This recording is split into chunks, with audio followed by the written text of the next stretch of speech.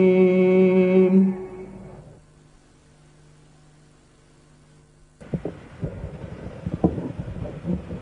بالله من الشيطان الرجيم. بسم الله الرحمن الرحيم.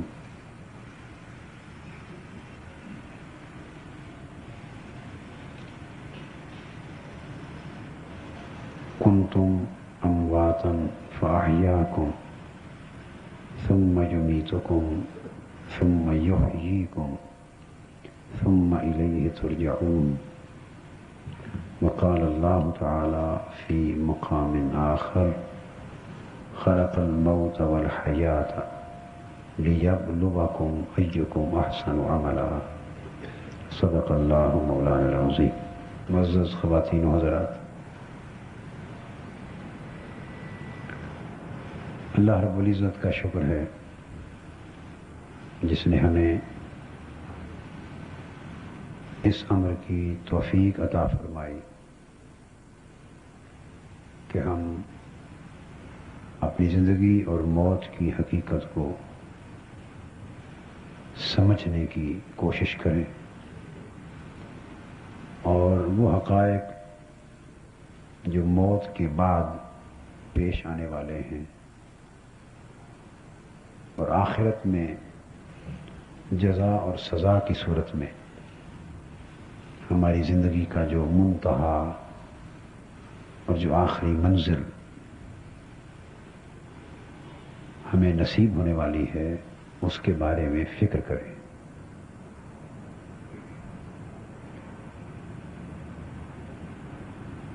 آج کی نشست موت کی حقیقت اور موت کے بعد برزخ اور آخرت کے احوال کے بیان پر مشتمل ہوگی۔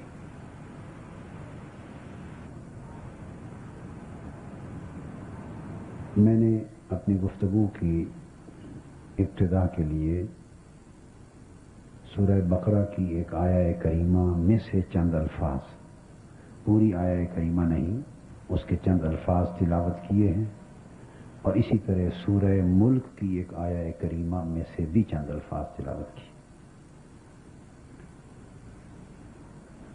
جس میں اللہ تبارک و تعالی نے پہلی آیہ کریمہ میں ارشاد فرمایا: کنتم امواتن، لوگو تم مردہ تھے، بے جان تھے، فاحیاکم، اس نے تمہیں زندگی عطا فرمائی، بس اس نے تمہیں زندہ فرمایا، ثم یمیتکم، پھر وہ تمہیں مارے گا، موت سے ہمکنار کرے گا، ثم یحییکم، وہ پھر تمہیں زندہ فرمائے گا، ثم الیہ ترجعون، پھر اس کے بعد تم قیامت کے دن اس کی طرف لوٹائے جاؤ۔ اور سورہ ملک کے وہ مبارک الفاظ ایک آیہ کریمہ سے جن کی میں نے تلاوت کی، ان کا ترجمہ یہ ہے کہ اللہ رب العزت نے خلق الموت والحیات، اللہ نے موت کو بھی پیدا فرمایا اور زندگی کو بھی پیدا فرمایا، اور دونوں کو پیدا فرمانے کا مقصد کیا تھا؟ لِيَبْلُوَكُمْ أَيُّكُمْ أَحْسَنُ عَمَلًا، تاکہ وہ تمہیں پرکھے اور تمہیں جانچے اور تمہیں آزمائے کہ تم میں سے بہتر عمل کرنے والے لوگ کون ہیں۔ یہ دو آیات کریمہ کے اندر بیان کیا ہوا مضمون گویا یہ عنوان گفتگو ہے، یہاں سے ہم آج کی گفتگو اور آج کے مضمون کا آغاز کرتے ہیں۔ سورہ بقرہ کی آیت کریمہ سے یہ بات معلوم ہوتی ہے کہ انسانی زندگی اور موت ایک سفر ہے۔ انسان کی زندگی اور موت ایک مسلسل سفر ہے اور طویل سفر ہے۔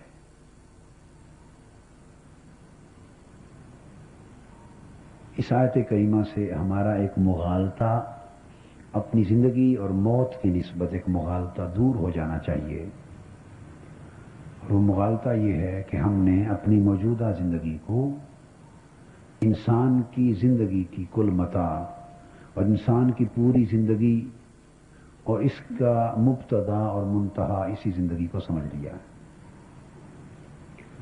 جو کچھ اس سے پہلے ہے ہم اسے بھی بھول چکے اور جو کچھ اس زندگی کے بعد ہونے والا ہے وہ بھی بھول گئے.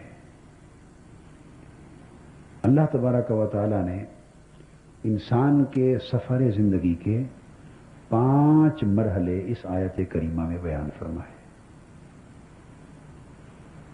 وہ انسانی زندگی ایک ایسا سفر ہے جس کے قرآن مجید کے فرمان کے مطابق 5 مرحلے ہیں، 5 سٹیجز ہیں، 5 دور ہیں.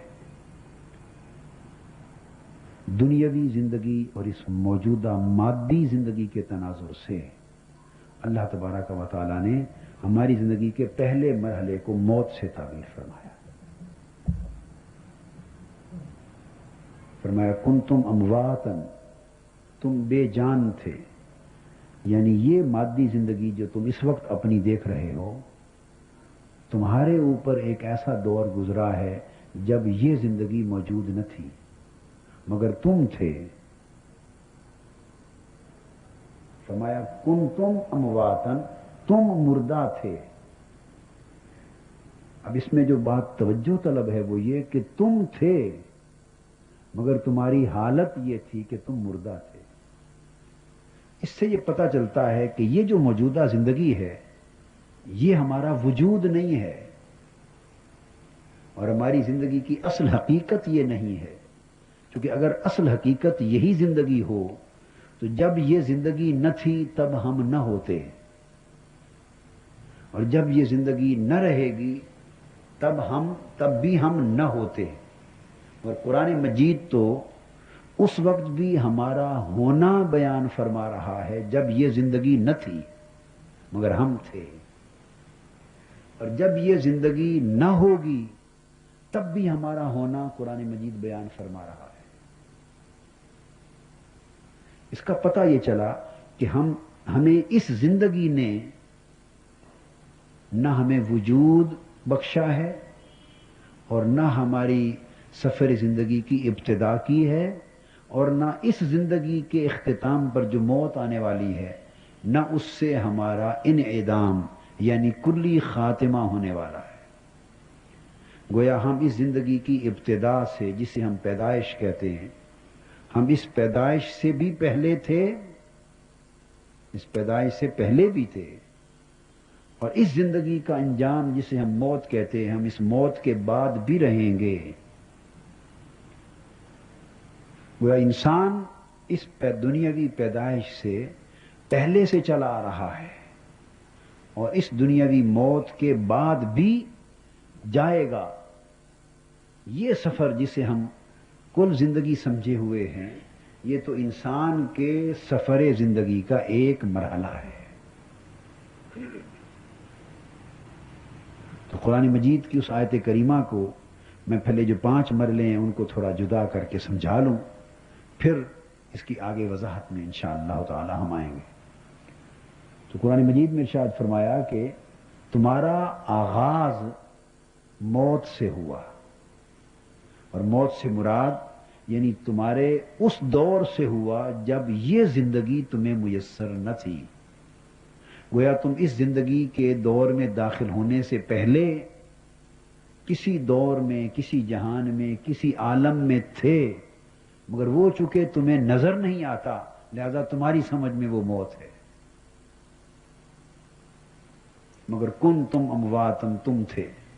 اب اس کو قرآن مجید نے ہمارے پیدائش سے پہلے کے اس دور زندگی کو ایک اور مقام پر یوں ہی بیان فرمایا، هل اتى على الانسان حين من الدهر لم يكن شيئا مذكورا، کہ انسان پر ایک زمانہ ایسا بھی گزر چکا ہے، انسان پر یہ بات توجہ طلب ہے، هل اتى على الانسان حين من الدهر، کہ انسان پر ایک زمانہ ایسا بھی گزر چکا ہے لم یکن شیئا مذکورا، کہ وہ قابل ذکر شے نہ تھا، یعنی اس کی لائف پرسپٹیبل نہ تھی، وہ ہمارے احساسات اور ادراکات کی جو دنیا ہے اس سے ماورا تھی.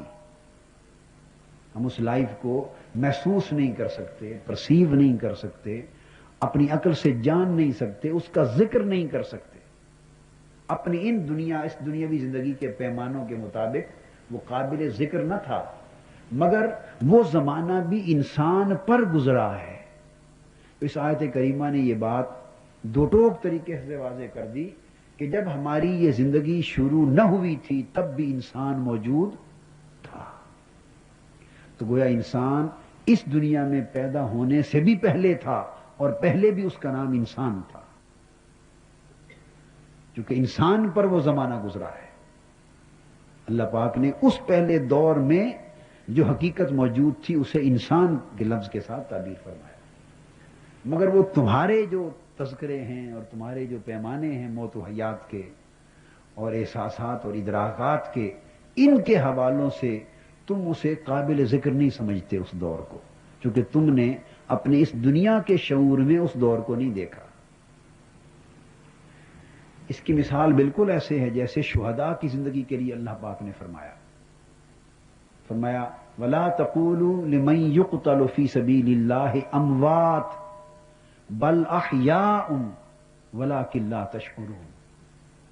جو لوگ اللہ کی راہ میں مارے جائیں، قتل کر دیے جائیں، مارے جائیں اللہ کی راہ میں، تم انہیں مردہ نہ کہا کرو.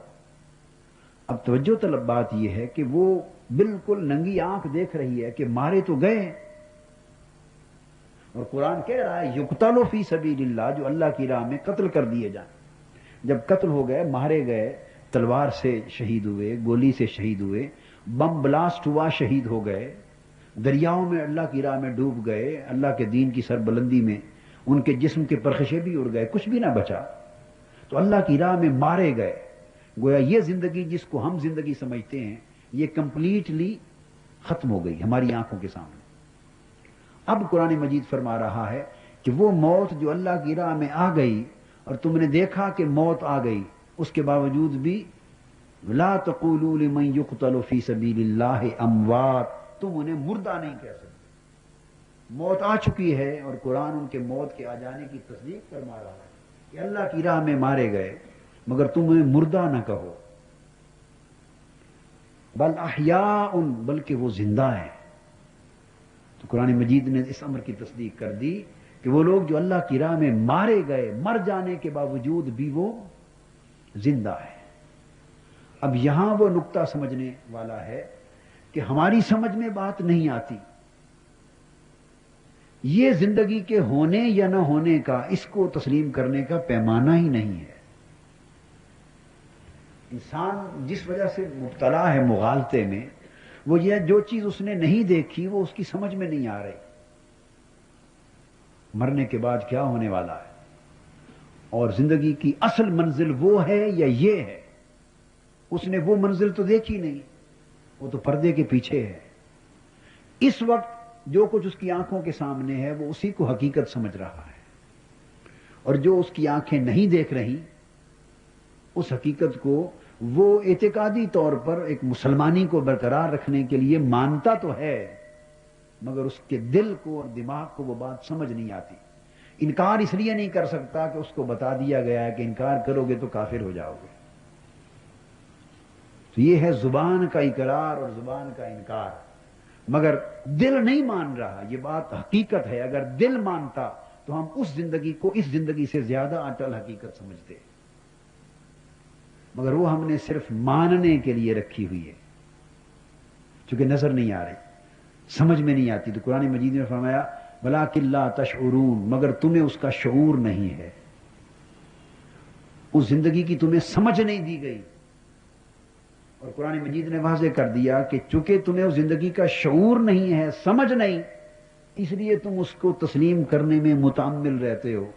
مگر یاد رکھ لو کہ تمہیں کسی چیز کی سمجھ ہو یا نہ ہو، یہ بات ہی غلط ہے کہ یوں کہو کہ چونکہ سمجھ میں آ گئی ہے لہذا اس کو مان لیا جائے، اور سمجھ میں نہیں آئی لہذا اس کو ماننے سے انکار کر دیا جائے. بہت سی حقیقتیں ایسی ہیں جو تمہاری سمجھ سے ماورا ہیں، اور وہ ان حقیقتوں سے زیادہ بڑی حقیقتیں ہیں۔ اور حقیقتوں کے بارے میں انسان کیا سوچتا ہے؟ ساری حقیقتوں کی حقیقت اللہ کی ذات اور اللہ کا وجود ہے، اور وہی انسان کی سمجھ میں نہیں آ سکتا۔ اس لیے آج اس امر کی ضرورت محسوس ہوئی کہ اس موضوع پر ہم غور کریں، اور اس کو سمجھنے کے لیے سب سے بڑا پیمانہ اللہ اور اللہ کے رسول کے فرمان کا ہے، قرآن مجید کا۔ تو آج میں نے جو اس موضوع کے لیے جو ترتیب دیا ہے وہ قرآن مجید ہی کے مقامات کو ایک ترتیب دے دی ہے۔ تو ہم اول تا آخر چند چیدہ چیدہ مقامات قرآن مجید کے پڑھ پڑھ کے سناتا جاؤں گا، اسی سے ہمارا مضمون مکمل ہو جائے گا انشاءاللہ۔ تو میں عرض یہ کر رہا تھا، تو وہ ایک پہلا دور ہوا کہ جب انسان قابل ذکر نہ تھا مگر انسان تھا، وہ مادی دنیا میں آنے سے پہلے کی زندگی ہے۔ پھر فرمایا ثم یحییکم، پھر وہ تمہیں پیدا کرتا ہے۔ اس یحییکم سے مراد وہ پیدائش کا دروازہ ہے جس سے گزر کے انسان اس دنیا میں داخل ہوتا ہے۔ ہم اس اب دوسری زندگی میں آ گئے جس میں آج بیٹھے ہیں۔ تو اس سے یہ پتہ چلا کہ یہ بچہ جب پیدا ہوتا ہے اور جوان ہوتا ہے اور بڑھاپے کو پاتا ہے تو اس کی پیدائش سے گویا اب انسانی زندگی کی ابتدا نہیں ہوئی، انسان اس پیدائش سے بھی پہلے تھا۔ تو یہ اس کے سفر زندگی کا دوسرا دور ہے جو ہم نے دیکھا ہے۔ پہلے دور کی بھی ایک پوری کائنات ہے۔ حضور علیہ السلام نے فرمایا کہ وہ جیسے تمہاری یہ دنیا ہے، عالم ارواح کی بھی ایک پوری دنیا ہے، اور وہ جنود مجندہ ہوتے ہیں۔ وہاں انسان کا جسم جو ہے وہ جسد روحی ہے، وہاں انسان کی جو زندگی ہے اس جسم کو جسد روحی کہتے ہیں۔ اس زندگی کا جو انسانی جسم ہے، وجود، یہ ہمارا وجود بشری ہے۔ انسان کا اس پیدائش سے پہلے کا وجود وجود روحی ہے۔ اس سے بھی پہلے ایک وجود تھا، وہ وجود علمی تھا۔ جب انسان کی روح، روحانی خلقت بھی عمل میں نہیں آئی تھی، وہ صرف علم الہی میں تھا، علم الہی میں وہ وجود وجود علمی تھا۔ پھر اللہ پاک نے انسان کو پیدا فرما دیا، اس کی روحانی خلقت کی اور اس کو عالم ارواح میں رکھا۔ تو پھر وہ دور انسانی زندگی کا وجود روحی کا دور ہوا کہ جب انسان موجود تھا مگر اپنی روحانی حالت میں موجود تھا، مجرد روحانی حالت میں موجود تھا۔ یہ تیسرا دور جس میں انسان آج بیٹھا ہے، یہ اس کا وجود بشری ہے، وجود مادی اور وجود بشری کا دور ہے، یا جسم و روح کو اکٹھا کر دیا گیا ہے۔ اس کے اختتام پر موت کے بعد جو اگلا دور آنے والا ہے، اس انسانی زندگی کے دور میں انسان کو وجود نصیب ہوگا، وہ وجود برزخی ہے، وہ وجود، وہاں جسم اور روح کو پھر جدا کر دیا جائے گا، مگر زندگی ہوگی اور انسان ہوگا۔ اسی انسان اور اس کی زندگی پر ہی تو حساب و کتاب ہے اور جزا و سزا ہے۔ اگر زندگی نہ رہے تو عذاب کیسا؟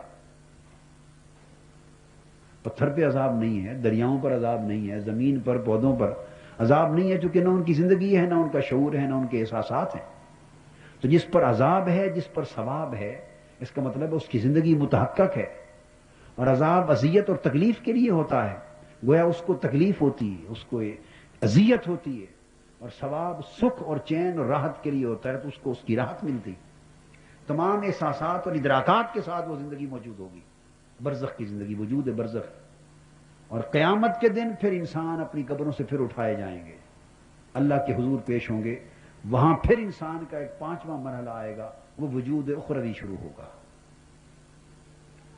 تو انسان کا سفر حیات وجود علمی سے شروع ہوا، پہلا دور تھا جب وہ علم الہی میں تھا، پھر وجود روحی جب وہ عالم ارواح میں تھا، پھر وجود بشری یا وجود مادی جب وہ اس عالم شہادت اور عالم مادیت اور عالم ناسوت میں آیا، پھر وجود برزخی جب مرنے کے بعد قیامت سے پہلے یہ پورا دور اس کے وجود برزخی کا ہے، پھر قیامت سے لے کے اینڈ لیس لائف ہے، پھر دوزخ اور جنت کے ابدی قیام تک وہ وجود اخروی ہے جب وہ عالم عقبہ میں داخل ہو جائے گا۔ اور جو بات سمجھنے والی ہے وہ یہ کہ ان پانچوں ادوار میں، یا اگر وجود علمی سے بعد اپنی بات کو شروع کریں، جب انسان ایک ایگزسٹنس کی شکل میں متحقق ہو گیا، اس کی لائف جب ایگزسٹ کرنے لگی کسی بھی شکل میں، جب وہ کن فیکون کے امر کے ساتھ جب وہ کائنات میں وجود میں آ گیا وجود روحی سے، تو پانچوں ادوار میں یا چاروں ادوار میں سب سے قلیل ترین عرصہ انسانی زندگی کے پیریڈز کا، سٹیجز کا یہ ہے جس کو ہم ساری زندگی سمجھے ہوئے، سب سے قلیل ترین عرصہ اس دنیا کا ہے۔ کسی کا 50 سال کا ہے، کسی کا 60-70 سال کا، کسی کا اس سے بھی کم ہے، کسی کا 100 سال کا، 100-125 سال یہ ہمارے دور کی سوگویا ایک آخری حد ہے۔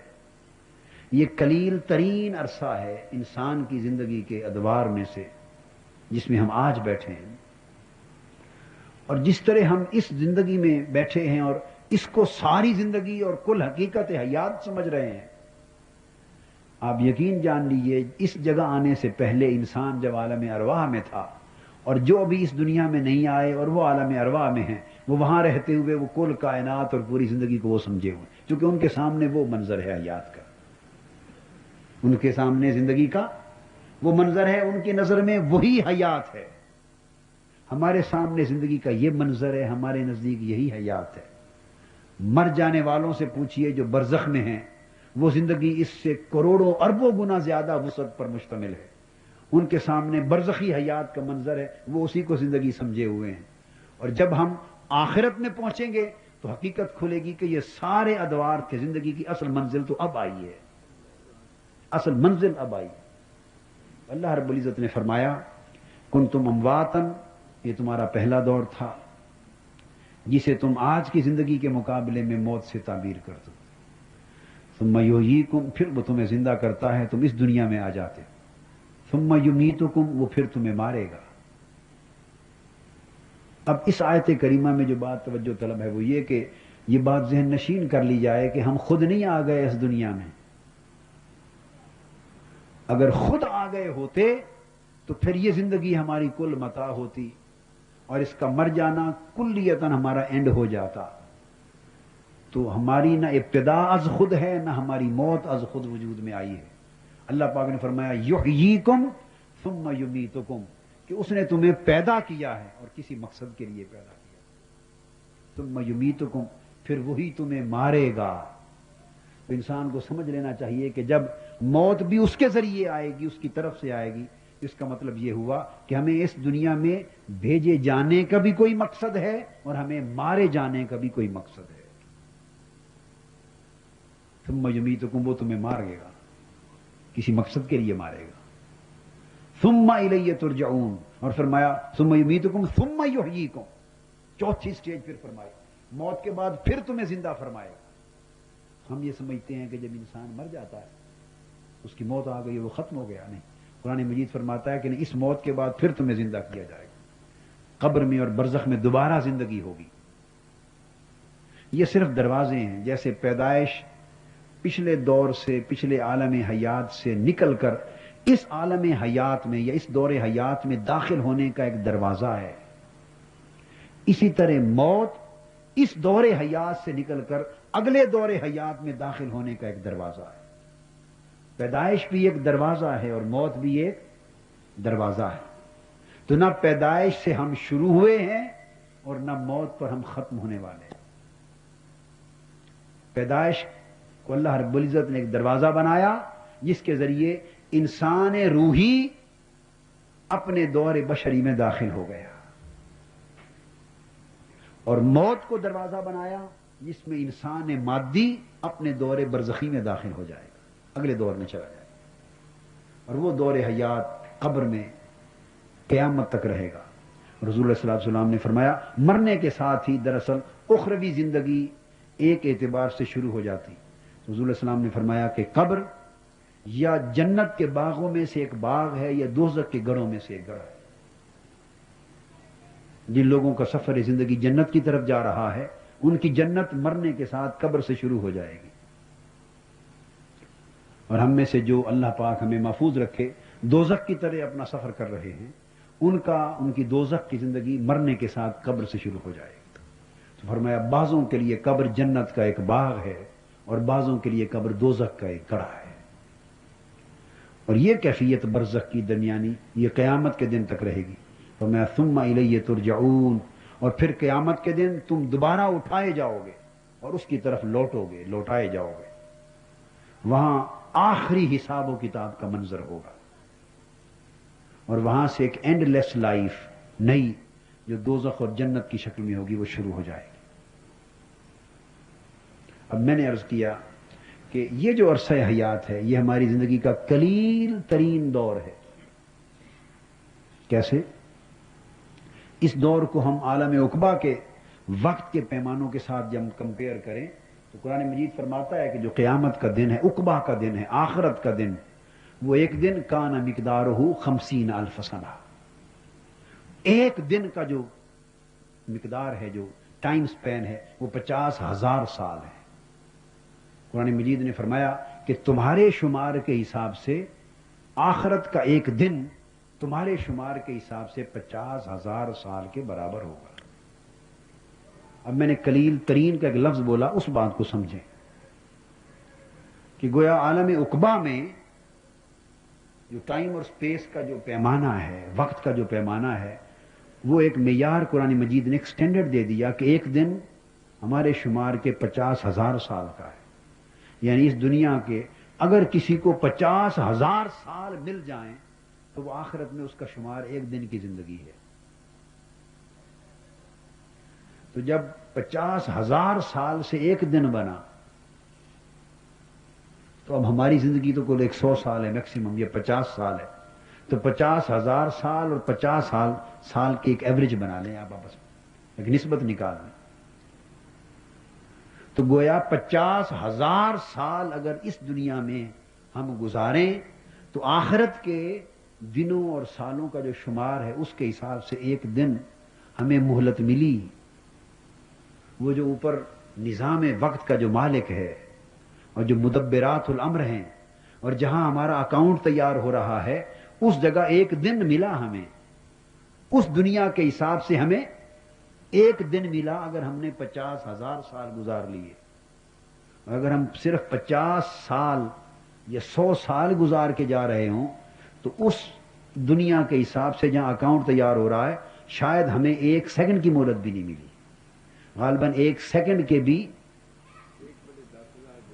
1 سیکنڈ کا بڑا معمولی سا حصہ، ایک دن کا 1/10,000 حساب کر لینا، ایک دن کا 1 اور دن 24 گھنٹے کا ہے، اس کے آپ 60 سے ضرب دے کے منٹ بنا لیں، پھر 60 سے ضرب دے کے سیکنڈ بنا لیں، تو آپ نکال لیں بھی کتنے ہزار سیکنڈ کا ایک دن بنتا ہے، اور 10,000واں حصہ دن کا بنے تو وہ جا کے اس کے ہاں ایک شمار ہے۔ گویا یہ کل زندگی ہے ہماری اس اکاؤنٹ بک میں جس کا جا کے ہم نے سارا، جس پر ہمارا پورا حساب و کتاب ہونا ہے۔ گویا یہ زندگی جس کو ہم کل زندگی سمجھے ہوئے ہیں اور جس کے لیے ہم جی رہے ہیں اور مر رہے ہیں، اور جس کے نفع کو ہم نے کامل نفع سمجھ رکھا ہے اور جس کے نقصان کو ہم نے کل نقصان جان رکھا ہے، اور جس دنیا کے زندگی کے حرص میں، لالچ میں، راحت میں، آرام میں، اس کے مفاد میں، اس کے چین اور سکون میں ہم نے دن رات ایک کر کے اپنی اگلی زندگی کے سفر کو بھلا دیا ہے،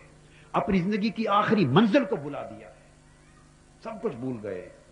یہ اللہ کے حساب میں تو 1 سیکنڈ کا بھی کوئی 1000واں حصہ، اتنا سا، جیسے ایک چٹکی آپ نے لگائی اور زمانہ بیت گیا، تو آپ سمجھیں کہ عالم امر اور عالم آخرت کی ایک چٹکی میں آپ کی پوری زندگی بیت گئی، چشم زدن میں پوری زندگی بیت گئی، ایک آنکھ جھپکنے کے لمحے میں ہماری پوری زندگی بیت گئی۔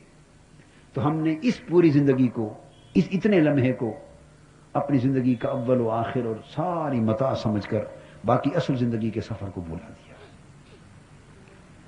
حقیقت یہ ہے کہ ہم اس وقت سفر پر ہیں اور منزل کی طرف جانا ہے، اور عالم ارواح اس زندگی سے کئی گنا زیادہ طویل دور حیات ہم گزار کے آئے، مگر ہم اس کو بھول گئے۔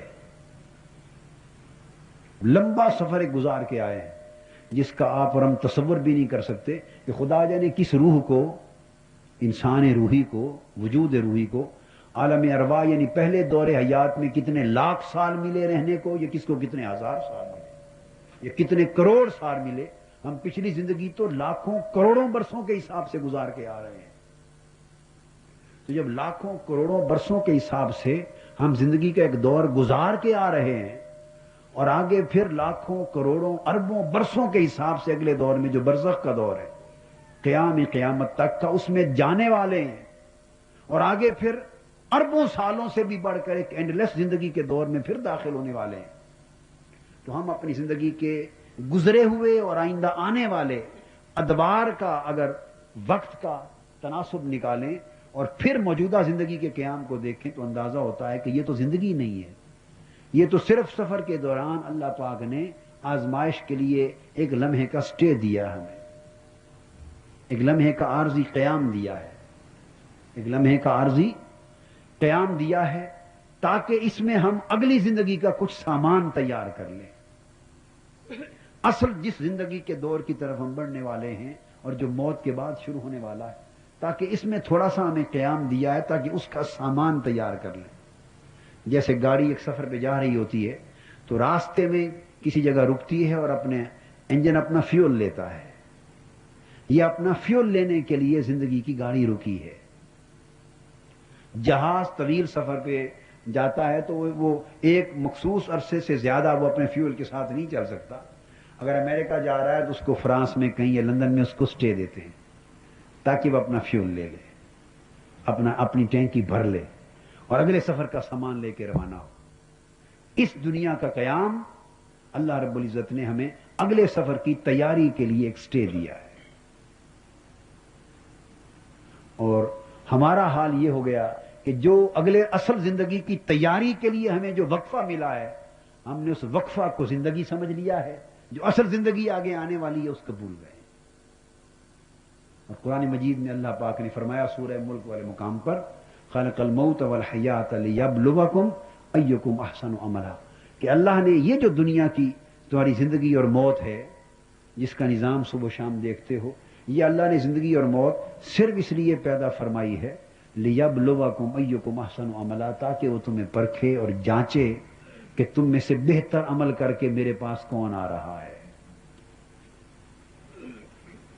فرمایا لقد خلقنا الانسان فی احسن تقویم، بے شک ہم نے انسان کو بہترین مقام اور حال میں پیدا فرمایا. ثم رددناہ اسفل سافلین، پھر اس کو گھٹیا ترین حالت کی طرف بھیج دیا، آزمائش کے لیے بھیج دیا. احسن تقویم بنایا، سب سے اونچے درجے کی مخلوق بنایا، اور گزر اوقات اور زندگی کے لمحے گزارنے کے لیے اسفل سافلین، سب سے گھٹیا پست ماحول میں بھیج دیا. بنایا اسے اونچا درجے کی مخلوق کہ رش کے ملائکہ ہوا اور مسجود ملائک بنایا احسن تقویم، سب سے اونچا عالم خلق میں، اور اس کو پرکھنے کے لیے کہ اب یہ بلندی پر ہی رہتا ہے یا اپنے مقام میں بلند کو چھوڑ کے نیچے گر جاتا ہے. اس کو اسفل سافلین کے انوائرمنٹ میں، ایک ماحول میں، گھٹیا ماحول میں بھیج دیا. اب امتحان ہو رہا ہے الا الذین آمنوا وعملوا الصالحات فلہم اجر غیر ممنون. فرمایا بس وہ لوگ جو اپنے ایمان کو بچا لیں گے اور اعمال صالحہ کا سامان تیار کر لیں گے، وہ اس اسفل سافلین کے ماحول سے نکل آئیں گے، اور ان کے لیے وہ اجر ہوگا جو کبھی ختم ہونے والا نہیں ہوگا. اب اس کو ہم، اس مضمون کو جو ہم لے کے آگے چل رہے ہیں، یہاں میں ایک بات اسی احسن تقویم اور اسفل سافلین کے حساب سے قرآن مجید نے اس ہماری زندگی کے ان دو پہلوؤں کو بیان فرمایا ہے. یہاں سے ہماری اگلی موت کے بعد کی جو زندگی ہے اس کا مقام اور اس کی منزل کا تعین ہوتا ہے.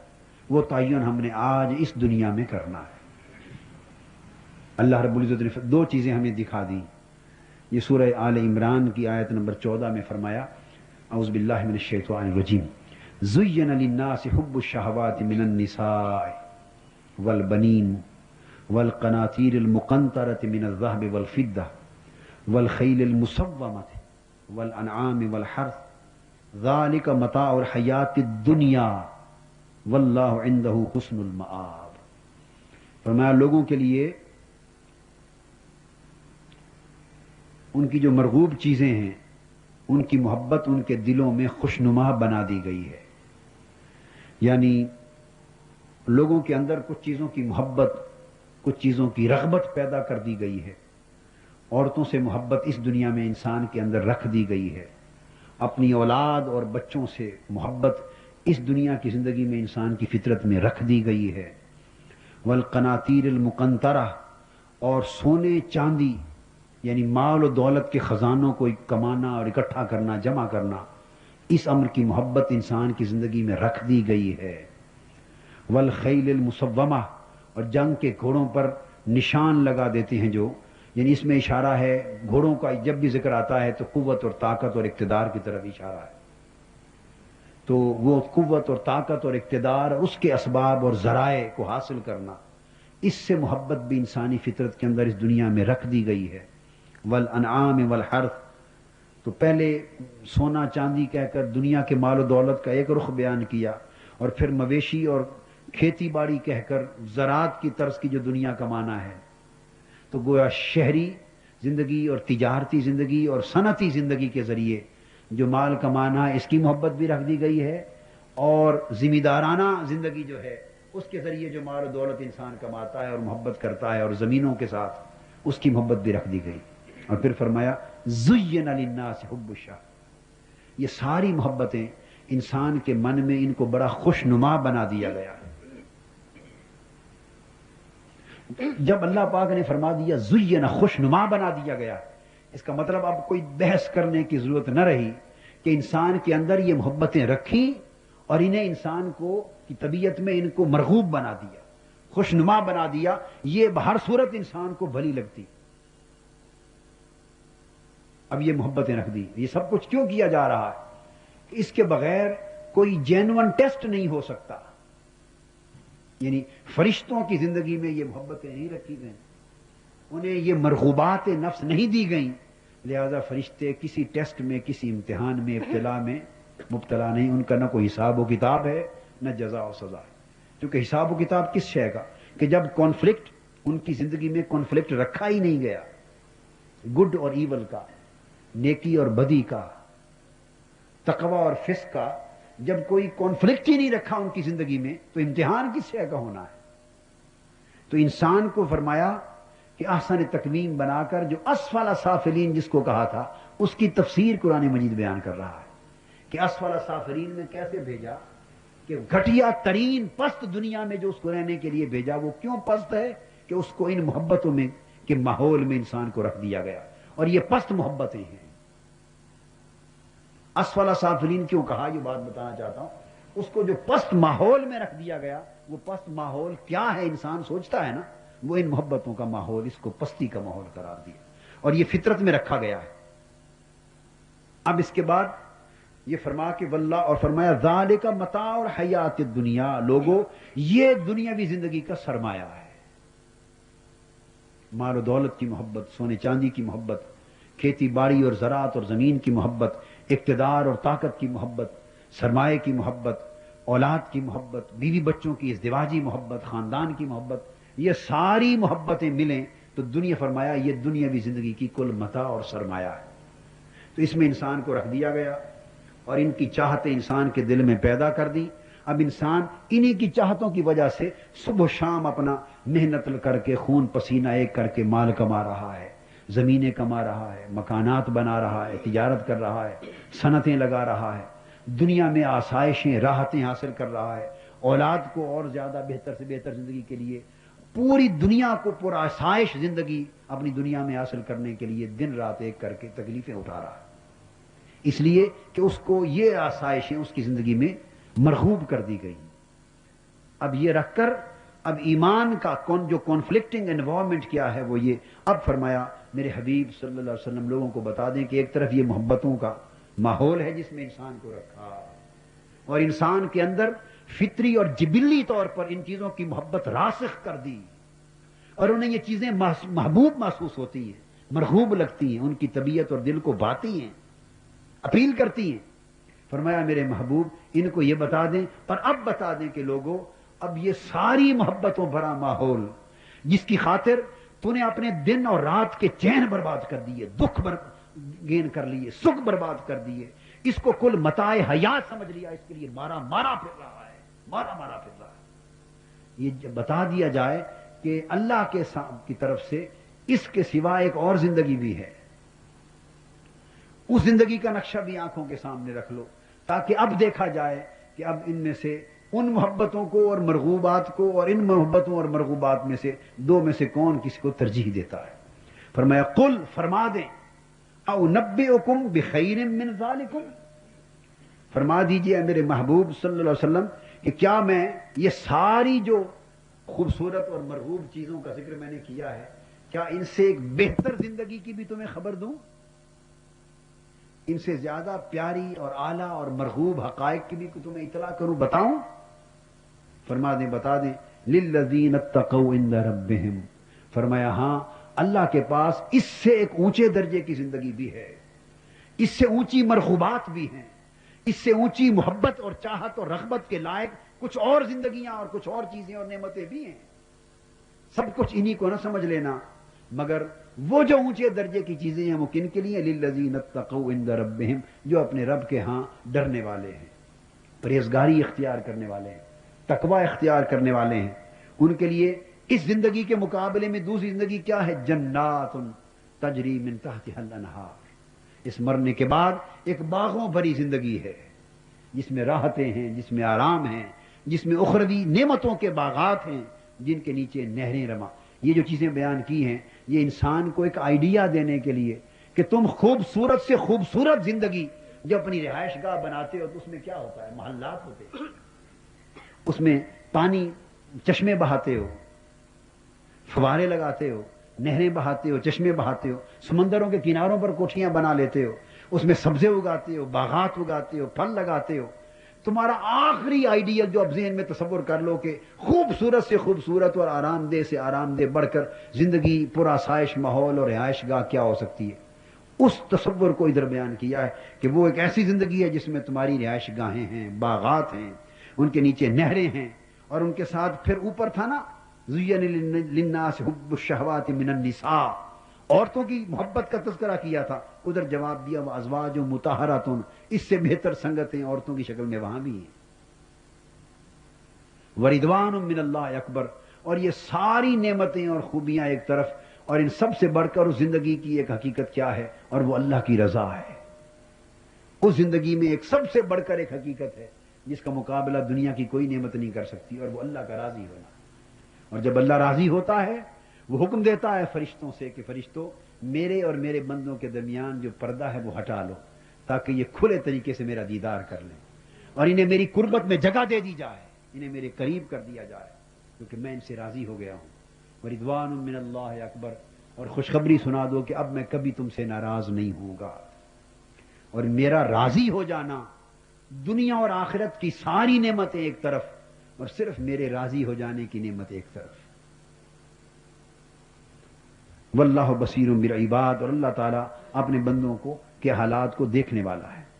اور فرمایا مگر یہ زندگی کن کو ملے گی؟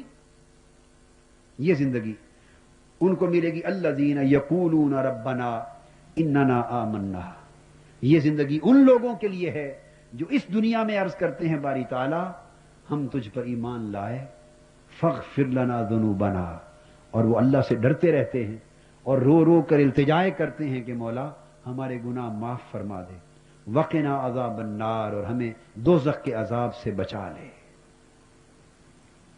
اور یہ بات صرف زبانی کلامی نہیں کرتے بلکہ عملاً اس اعلیٰ زندگی کو پانے کے لیے کرتے کیا ہیں؟ الصابرین، اس دنیا کی تکلیفوں اور مصیبتوں پر صبر کرنے والے بن جاتے ہیں، والصادقین، اور صبر کرنے والوں کے ساتھ اللہ کے ہر حکم پر عمل درآمد کر کے اس کے سچے اور راست باز بندے بن جاتے ہیں، سچائی پر قائم رہنے والے بندے بن جاتے ہیں، والقانتین، اور پھر اللہ رب العزت کے حکم کو اس طرح بجا لاتے ہیں کہ ادھر اس کا حکم ہوتا ہے، ادھر اطاعت کے لیے ان کے سر نیچے جھک جاتے ہیں۔ جس بات سے وہ منع فرماتا ہے خواہ ان میں لاکھ راحت اور آرام اور مفاد نظر آئے، وہ ایک لمحہ اس مفاد کو چھوڑنے میں نہیں لگاتے، صرف اتنی بات پر کہ مولا نے منع فرما دیا ہے۔ جس بات کے کرنے کا حکم دیتا ہے اس میں کتنی تکلیفیں اور جتن کیوں نہ اٹھانے پڑیں، خوشی سے تکلیفیں برداشت کر لیتے ہیں۔ اللہ کے حضور اس کے حکم کے سامنے سراپا پیکر نیاز و اطاعت بن جاتے ہیں۔ والمنفقین، اور جو مال اللہ دنیا میں ان کو دیتا ہے وہ اللہ کی راہ میں خرچ کرتے ہیں، بے حساب خرچ کرتے ہیں۔ والمستغفرین بالاسحار، تو مال بھی اللہ کی راہ میں خرچ کرتے ہیں، اور راتوں کے جب پچھلے پہر آتے ہیں، پچھلی پہر رات کا جب ڈھلتی ہے تو اٹھ کر اللہ کے حضور چند لمحوں کے لیے روتے اور اس سے گڑ گڑاتے اور معافیاں مانگتے۔ وہ لوگ جو اپنی زندگی اس ڈھب پر بسر کرتے ہیں، فرمایا میرے محبوب صلی اللہ علیہ وسلم کو بتا دیجئے کہ ان کو جنتوں اور جنتوں کی نعمتوں کی زندگی ملے گی، اور سب سے بڑھ کے انہیں میں اپنی رضا کے باغات میں ٹھکانہ دوں گا اور اپنی قربت میں ٹھکانہ دوں گا۔ وہ لوگ جو اس طرز کی زندگی بسر کریں گے، لِيَبْلُوَكُمْ أَيُّكُمْ أَحْسَنُ عَمَلًا، یہ ہے اس بات کی پرکھ اس زندگی میں کہ انسان کس طرح کا عمل کر کے آگے بڑھتا ہے۔ تو اللہ رب العزت نے یہاں ہمیں دو طرح کی زندگیوں کی نشاندہی فرما دی اور فرمایا کہ یہ جو دو زندگیاں ہیں ان میں سے ایک کو چننا ہے۔ وہ لوگ جنہوں نے اس فرصت کو اور لمحے کو اپنی اصل زندگی سمجھ لیا، وہ دراصل زندگی کی بنیادی منزل میں ہار گئے، اس بازی کو ہار گئے۔ اور جنہوں نے اس بات کو ذہن میں جاگزیں کر لیا کہ یہ قیام ہماری اصل زندگی نہیں بلکہ اصل زندگی کی سامان کی تیاری کے لیے ایک موقع ہے، وہ اپنی زندگی کی بازی جیت گئے۔ کیونکہ پھر ایپٹیچیوڈ الگ ہو جاتا ہے، بالکل اپروچ ٹورڈز لائف مختلف ہو جاتی ہے، پوائنٹ آف ویو، زندگی کی اپروچ مختلف ہو جاتی ہے۔ جس نے اصل نظر، اس لیے اللہ پاک نے اس میں پہلا ذکر موت کا فرمایا اور دوسرا ذکر حیات کا فرمایا۔ فرمایا خلق الموت والحیات، کہ ہم نے، اللہ نے موت کو پیدا کیا اور زندگی کو پیدا کیا۔ حالانکہ دیکھنے میں ہمیں اس وقت زندگی پہلے نظر آتی ہے اور موت بعد میں نظر آتی، مگر اللہ پاک نے موت کا ذکر پہلے اور زندگی کا ذکر بعد میں فرمایا۔ فرمایا اس نے موت کو پیدا کیا اور زندگی کو، کیوں؟ تاکہ وہ پرکھے اور آزمائے کہ بہتر عمل کرنے والا کون ہے۔ اس میں ایک ایسا پیپر دیا ہے کہ جس پیپر میں کامیابی کا گر بھی سمجھا دیا ہے، پیپر کے اندر ہی اس امتحان میں کامیابی کا راز بھی بتا دیا کہ وہ لوگ جو اچھے عمل کر کے آگے آنا چاہتے ہیں یہ وہی لوگ ہوں گے جو اس زندگی میں، دنیا میں جیتے ہوئے پہلی نظر موت پہ رکھیں گے اور دوسری نظر زندگی پہ رکھیں گے۔ خلق الموت والحیات، جس نے اپنی اس دنیا میں، اپنی زندگی میں اپنی موت کو پہلے دیکھا اور زندگی کو بعد میں دیکھا۔ ہر قدم اٹھانے سے پہلے اس کی نظر موت پر گئی اور اس نے ہر زندگی کا فیصلہ اس امر پر کیا کہ اس زندگی کے لیے جو میں یہ کام کر رہا ہوں کیا یہ میری موت کو بہتر کر دے گا یا نہیں کر دے گا۔ تو اس نے موت اور موت کے بعد کی زندگی کو سنوارنے کو اپنی منزل سمجھا اور اس کی روشنی میں اپنے قدم اٹھائے۔ تو جس نے موت سنوارنے کی محنت کی اس کی زندگی خود بخود سنور گئی، اور جس نے صرف اس زندگی کو سنوارنے پر محنت کی، اس زندگی کو سنوارنے پر محنت کی، اللہ کی نگاہ میں اس کی موت بھی گئی اور اس کی زندگی بھی گئی۔ لِيَبْلُوَكُمْ أَيُّكُمْ أَحْسَنُ عَمَلًا، مگر ہماری حالت اب یہ ہو چکی ہے کہ ہم ہر قدم جو زندگی کا اٹھاتے ہیں وہ ہماری پہلی نظر اور آخری نظر اسی زندگی کی کامیابی اور کامرانی پر ہوتی ہے۔ کیا ہمارا یہ قدم ہماری موت کو اور موت کے بعد آنے والی زندگی کو بہتر کر دے گا یا نقصان دہ کر دے گا؟ اس پر ہم نے کبھی سوچا نہیں۔ حضرت امام حسن بصری رضی اللہ تعالیٰ عنہ اور پہلے دور کے اولیاء کرام نصیحت کرتے تھے لوگوں کو، فرماتے تھے کہ جب کسی آدمی سے دوستی بھی کرنے لگو، کسی کو اپنا دوست بھی بنانے لگو نا دنیا میں، تو دوست کا فیصلہ کرنے سے پہلے یہ سوچا کرو کہ اس شخص کی دوستی کیا آخرت میں اور قیامت کے دن بھی میرے لیے نفع کا باعث ہوگی۔ یہ جو اینگل ہے، اپروچ ہے ٹورڈز لائف، یہ اس وقت پیدا ہوتی ہے جب موت اللہ کے حکم کے مطابق مقدم اور حیات بعد میں ہوتی۔ یہ تو ہماری اس زندگی کی ایک حقیقت تھی۔ تو اللہ تبارک و تعالیٰ نے اس لیے اس دنیا کو آخرت کی کھیتی بھی کہا ہے کہ اس میں ایک زمانہ دے دیا گیا ہے، ہم نے کچھ اعمال کا بیج بو رہے ہیں، فصل اگا رہے ہیں، اور اصل جو فصل ہے وہ موت کے بعد کٹنے والی ہے۔ گویا یہ یوں سمجھیں کہ ایک اپوائنٹمنٹ ہے ہماری لائف میں، ہماری روح ٹرانسفر ہو کے اس دور سے یہاں آ گئی ہے، ایک پیریڈ آف اپوائنٹمنٹ ہے، اور ہمارا یہ وطن بھی نہیں ہے، ہماری منزل بھی نہیں ہے۔ وطن اور منزل تو ثم الیہ ترجعون، اس کی طرف لوٹائے جاؤ گے۔ وطن تو اس کو کہتے ہیں جس کی طرف انسان لوٹتا ہے۔ وطن تو اللہ کا حضور ہے، اللہ کی بارگاہ ہے، جدھر سے انسان آیا ہے اور جدھر اس نے لوٹ کر جانا ہے۔ یہ قیام نہ ہمارا وطن ہے نہ ہماری منزل ہے۔ اس لیے حضور علیہ السلام نے فرمایا حدیث پاک میں کہ دنیا میں اس طرح رہ کأنک غریب، جیسے تو ایک مسافر ہے۔ یہ حدیث پاک، دنیا میں اس طرح گزر بسر کر کے جیسے تو ایک مسافر ہے، کہ جو اپنے آپ کو مسافر سمجھتا ہے وہ ہر وقت اس حقیقت کو ذہن میں رکھتا ہے کہ میری اصل منزل تو آگے ہے، اصل منزل تو آگے ہے، میں حالت سفر میں ہوں۔ اور مسافر اپنی منزل کو پانے کی فکر کرتا رہتا ہے، وہ اس درمیانی سٹے کو اپنی منزل نہیں سمجھتا۔ چنانچہ اب اس کے بعد یہ چند روزہ زندگی جسے گزار کے ہم آگے بڑھیں گے تو اس کا پہلا قدم ہماری موت آئے گی۔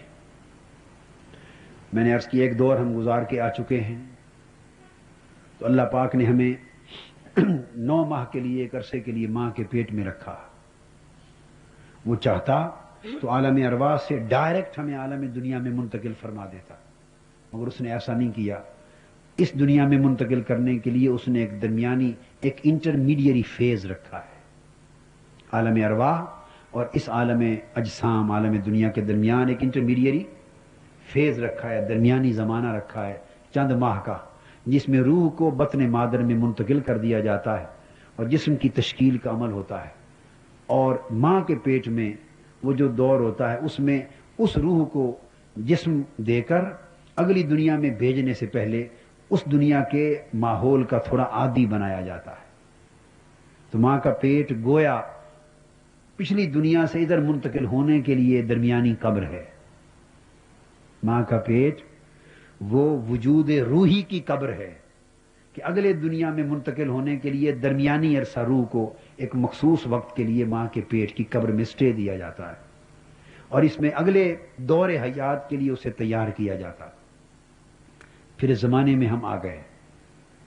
اس زمانے میں ہم جب آتے ہیں تو آپ دیکھتے ہیں کہ بچہ جب پیدا ہوتا ہے تو وہ روتا ہوا آتا ہے، اور ہم لوگ جو اس کو ریسیو کرتے ہیں ہم ہنستے اور خوش ہوتے ہیں کہ ہمیں ایک نئی سنگت مل گئی ہے، ہمارے گھر میں بیٹا آ گیا ہے، بیٹی آ گئی ہے، بھائی کہتے ہیں بھائی آ گیا ہے، بہنیں کہتی ہیں بہن آ گئی ہے۔ ایک ہماری اپنی پہلی سنگت میں ایک ہماری سوسائٹی میں ایک لنک کا اضافہ ہو گیا ہے، سوشل لائف میں ہم اس پر خوش ہوتے ہیں۔ بچہ روتا ہوا آتا ہے، اب اس وقت اس کا وہ شعور ہی نہیں ہے نا کہ اس کو کوئی تکلیف کا، خوشی غمی کا احساس ہو۔ وہ اشارہ کرتا ہے کہ وہ روح اس دنیا میں آئی ہے، وہ اچھی سنگتیں جو چھوٹ گئی ہیں اس پر رو رہی ہے۔ وہ اس بات کی طرف اشارہ ہے اس کا رونا کہ میں اس دنیا میں بھیج تو گیا ہوں، مگر جس دنیا سے آیا ہوں وہ اس سے بہتر دنیا تھی۔ وہاں میری سنگت اچھی تھی، گناہ نہیں تھا، کفر نہیں تھا، فسق و فجور نہیں تھا، ظلم نہیں تھا، حرام نہیں تھا، ناجائز نہیں تھا، ایک اچھی پاکیزہ سنگتیں تھی، اور میں ان نیک سنگتوں کو چھوڑ کے اس دنیا میں آ رہا ہوں، ایک آزمائش کی زندگی میں آ رہا ہوں۔ اس لیے وہ ان سنگتوں کو چھوڑنے پر روتا ہوا دنیا میں آتا ہے۔ ہمیں نئی سنگت ملتی ہے، ہم اس پر خوش ہوتے ہیں۔ اسی طرح جب مرد مومن مسلمان جو اچھی زندگی گزار کے جا رہا ہو اور جس نے کچھ بنا لیا ہو، جس نے کچھ اگلی دنیا کے لیے بنا لیا ہو، وہ جب مرتا ہے، جیسے علامہ نے کہا، یہ کسی نے، نشان مرد مومن بات گویم جو مرگ آیت تبسم بر لبے اوس، کہ مرد مومن کی نشانی اور علامت یہ ہے کہ جب موت آتی ہے اس پر تو اس کے چہرے پر تبسم اور مسکراہٹ مچل رہی ہوتی۔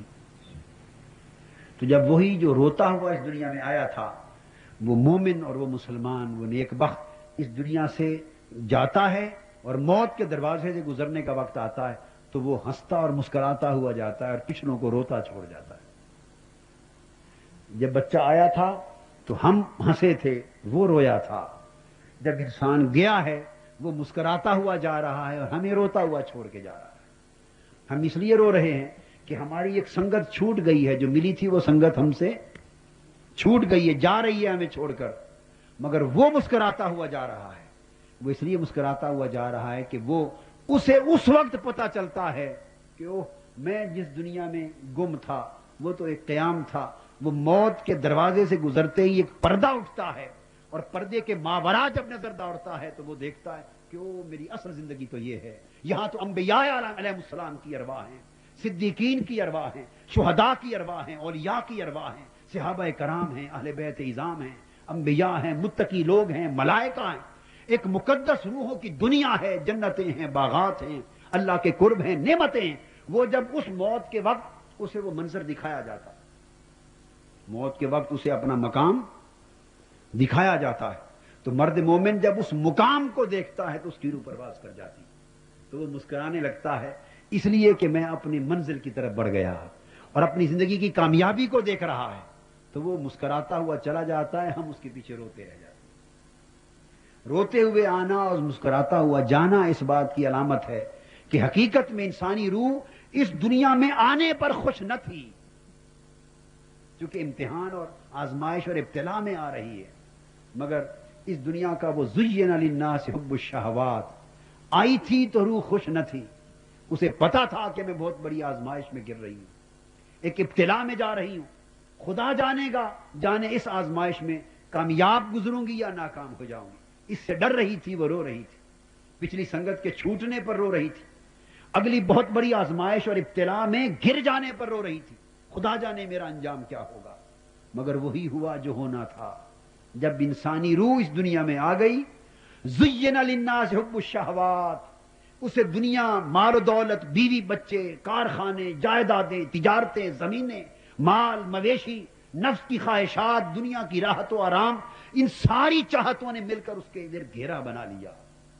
ایک ماحول بن گیا, اس کو انوائرمنٹ کے اندر بالکل اس طرح دبا کے رکھ دیا کہ وہ گزرے ہوئے زمانے کو بھی روح بھول گئی اور اپنی جس منزل کی طرف بڑھ رہی تھی اس کو بھی بھول گئی. یہاں اس روح کا ایک ٹیسٹ ہوا.